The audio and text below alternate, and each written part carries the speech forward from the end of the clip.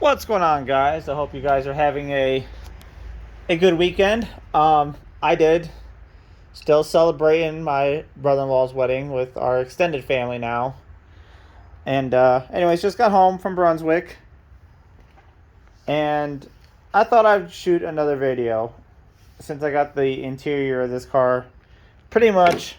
I locked that door because I'm an idiot. Back together. So, I also wanted to kind of elaborate more on, future plans for this car and what's going on with it. Because, if anybody's like me, your work is never over. You're always going to be upgrading something, especially on a car like this. So, first and foremost, I want to show off what a couple hours of sheer boredom will do. This is the throttle body that's on the car. This is the one that's going on the car. I got bored. I polished the inside. Nice and shiny. So,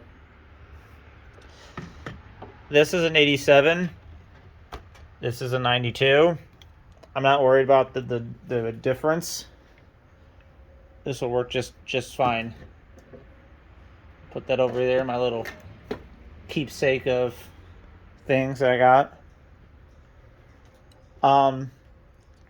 So anyways, also the computer is going to go in and get tuned, or not get tuned, but get flashed with the correct VIN from LT1 swap. So this guy right here, damn it, piece of wire stuck in there, no big deal. This guy right here is called an E67. So this is on your Gen 4 Corvette ZR1, Camaro ZR1 or ZL1. I'm sorry. Cadillac CTSV, etc., etc., etc. So what that does is it's a really good Gen 4 computer. This, because I live in Ohio, where we have an E-check, the VIN on this car has to match the VIN on this computer. Normally you can do it with HB tuners, or if you have a third generation computer, which is what's inside of the car now over there, you can either use HB tuners or a PCM hammer, change it yourself, and you'll be all set. Gen 4s, however, a little bit different. So it's a gamble. It's a $50 gamble, but it's going to go out and it's going to get flashed with the VIN, and that's it. I'm not licensing it or anything.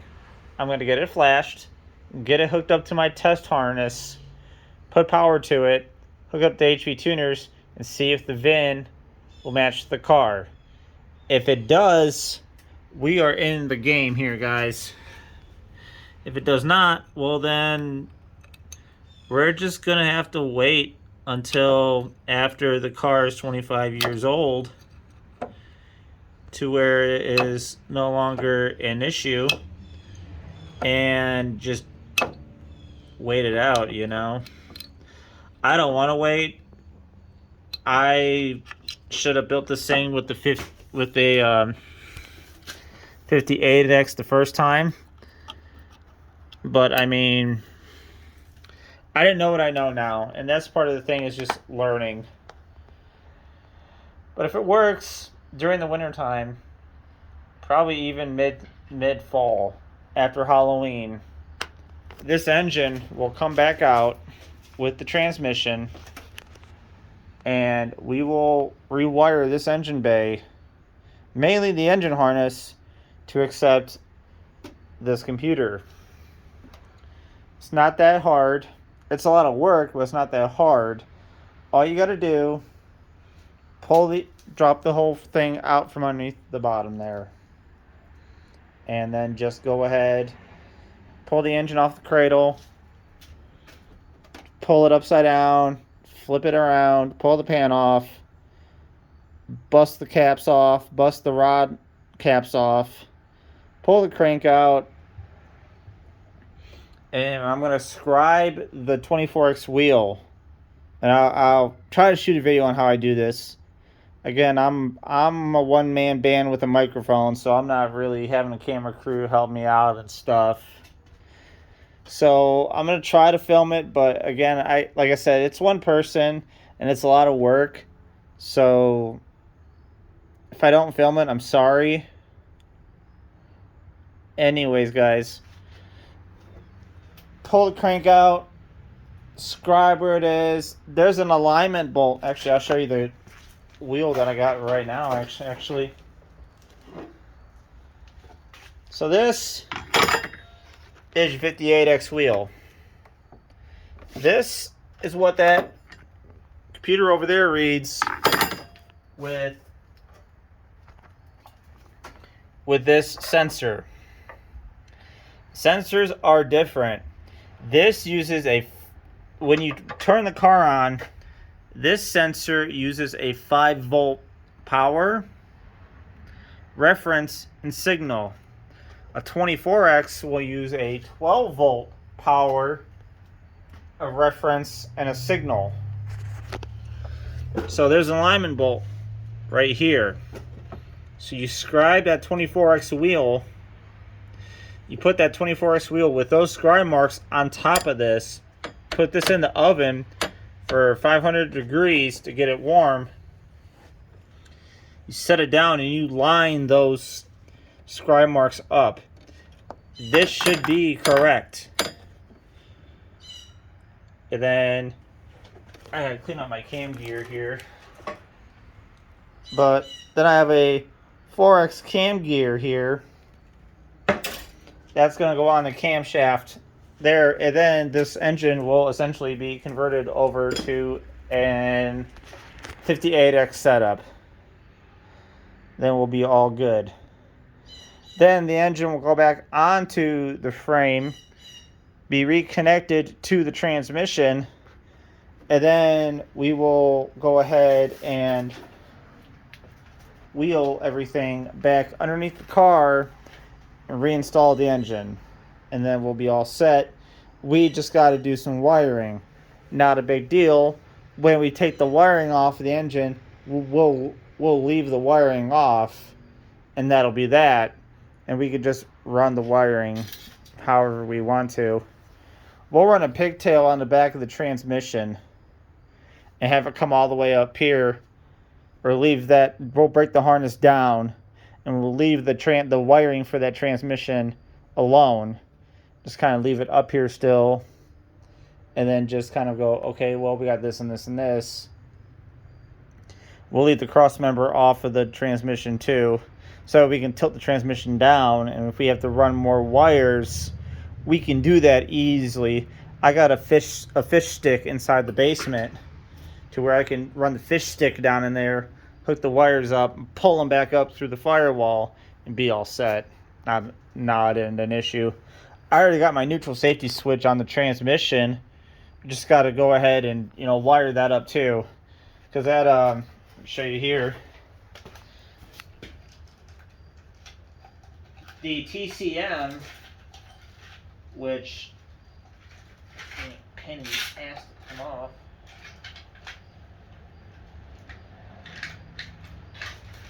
Screw it. I'll show you my giant mess of wires I got here. Bastard. This TCM here, don't mind this, is what controls the transmission. So what you got to do is all those wires have to go to that TCM now.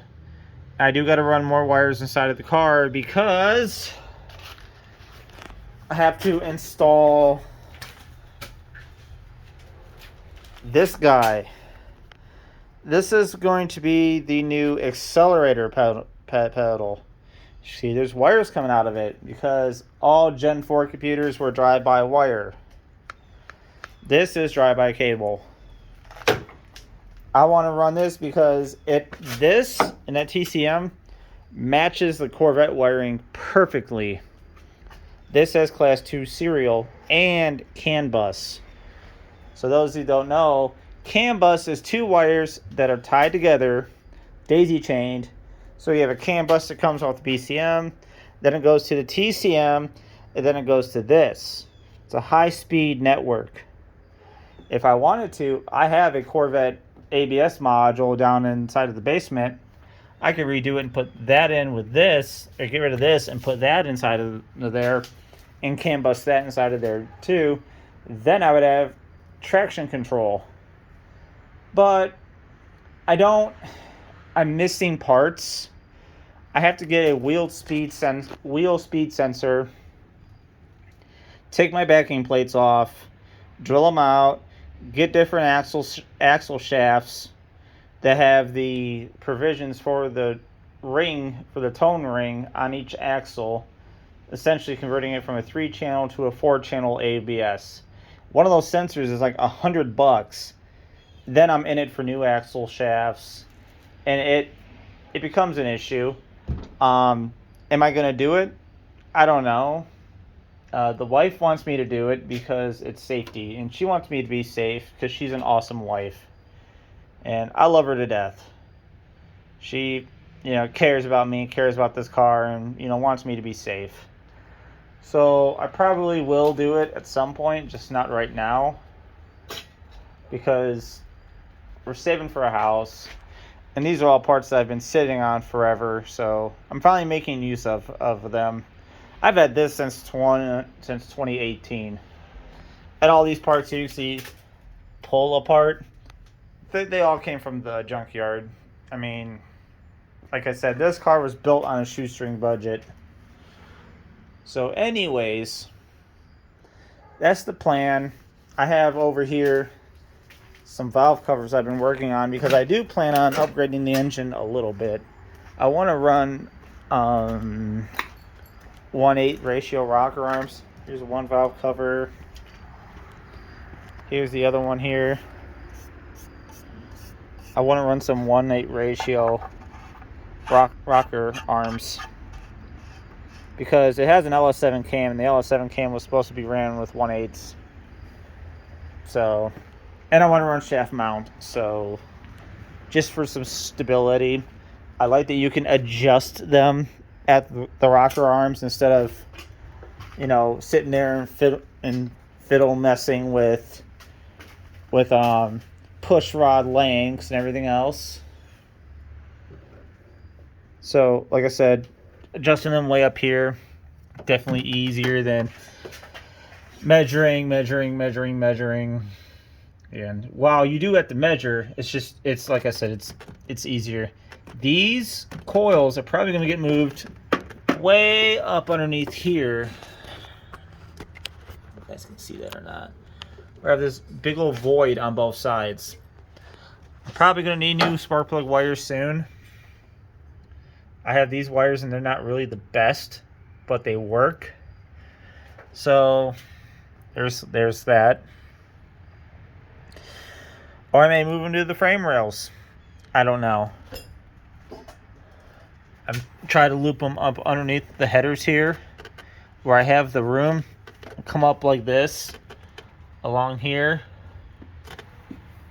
into each and every individual coil right here. Or I may move them to the frame. I don't know. This car is going to get a LS6 Valley cover that has the PVC or PCV that comes out right down here.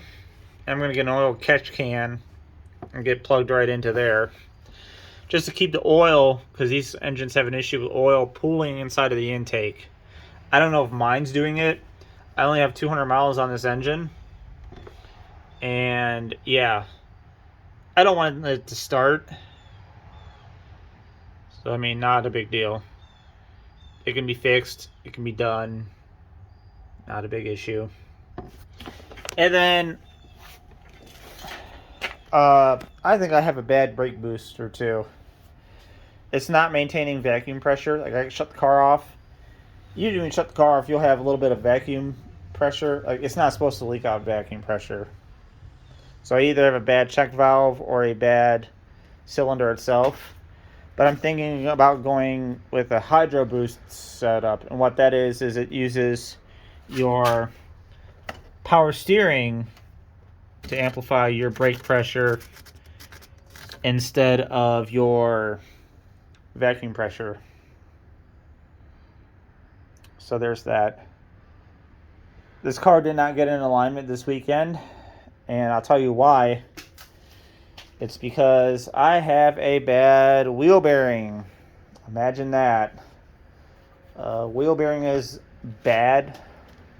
It's not awful, but it has a wiggle, and it has enough wiggle on it to where it would, where I'm going to take it to get it aligned, they would see it and they would not do it. And I want to send this out, get it aligned, not have to worry about it, and be done.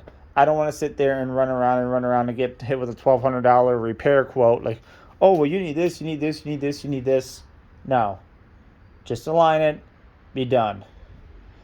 But that doesn't mean I'm going to cheap out and be like, oh, well, I'll get the wheel bearing laid or just align it. No, we're not doing that. We're going to get the wheel bearing. We're going to get it aligned. And we're going to enjoy it as long as the weather permits. Because I've worked all summer long on this car. So I got the interior back together for now. Show you the grand tour here.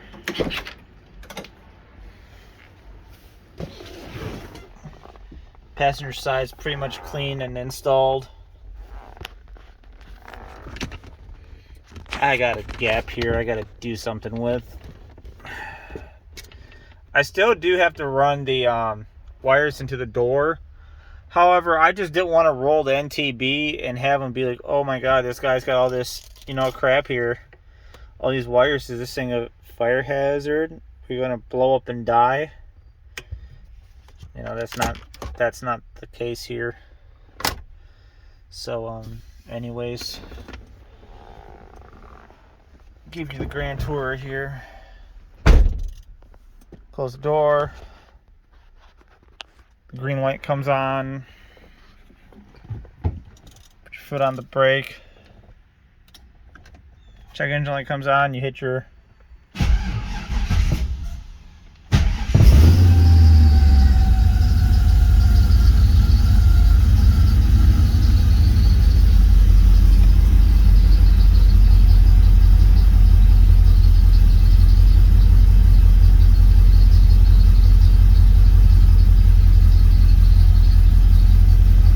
I got these kind of mounted here, but they're not mounted the way that I want them. They're just hanging on there so they're not flying out at me while I'm driving. Okay, hit this. Reset, odometer. Now, when I put the new computer in, all this here will work. Oil temp, oil pressure, 38 psi. Low. Trans fluid will work.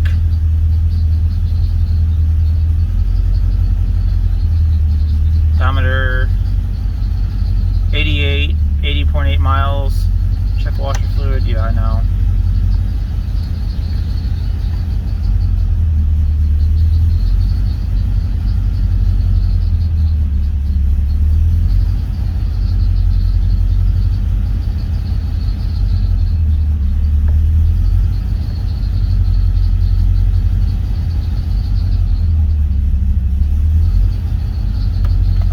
There's that.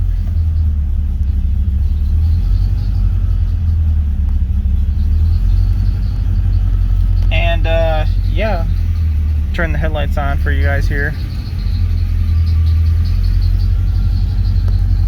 All that works. She's cold, that's why she's kind of loping a little bit.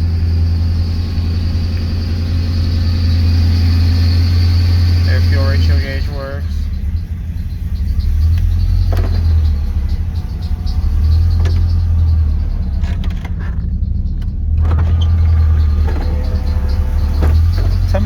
seen an F-body window go up and down that fast. I did the double relay mod to where, wow, that really does quiet down the inside of this car some.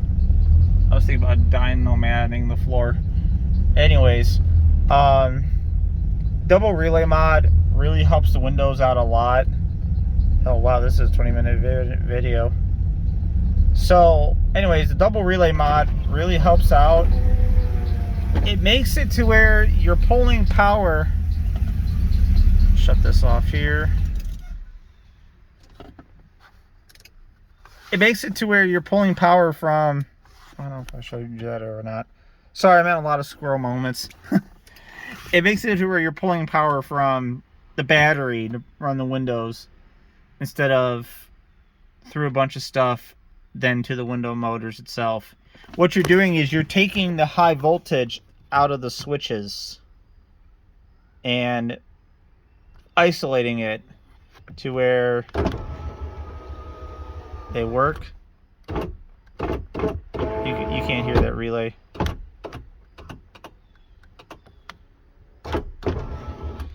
And you're making it to where it's a direct feed off the battery instead of just being, you know, ran all through the switches.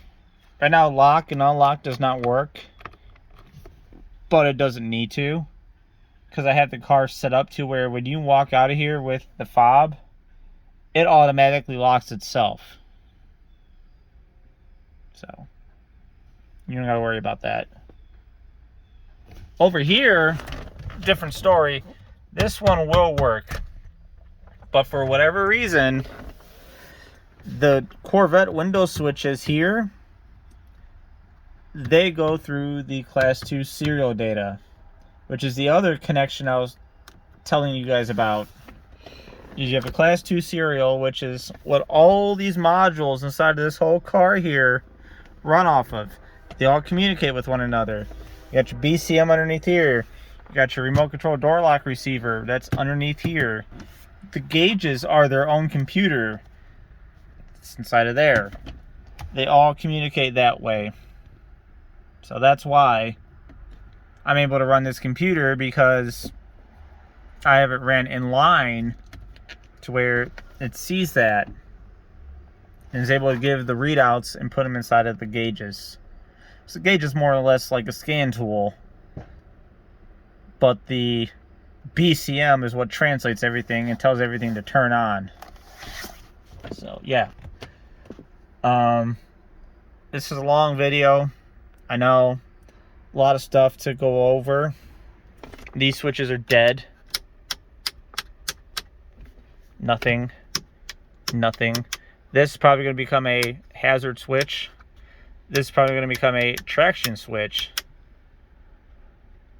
And that'll be that. I want to try to get an ARS switch here. And this right here, I'm probably going to paint and try to find somebody that does vinyl graphics to do the little hazard emblem here.